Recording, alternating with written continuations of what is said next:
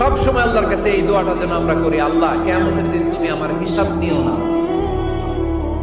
আল্লাহ তুমি আমার বিচার বসিও না, আল্লাহ তুমি দয়া করে আমারে মাফ করে দিও।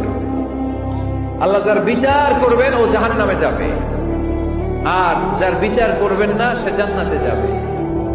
আল্লাহ যদি বিচার করে আর পাই টু পাই হিসাব নেয়, নামাজ পড়লি না কেন, রোজা রাখলি না কেন, মিথ্যা বললি কেন, খাদ্যে ভেজাল দিলি কেন, মাছে ফরমালিন দিলি কেন, যৌতুক খাইলি কেন, ঘুষ খাইলি কেন, উল্টাপাল্টা করলি কেন, জিনা করলি কেন, একটার পর একটা প্রশ্ন বানে যদি সেই ভয়ঙ্কর দিনে আল্লাহ আমাদেরকে জর্জরিত করে, আমাদের কোন উত্তর আছে?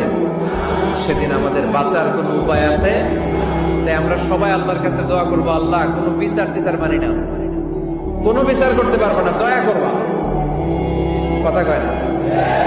কি করবে? এবার আওয়াজ করে বলেন, বিচার চান না দয়া চান?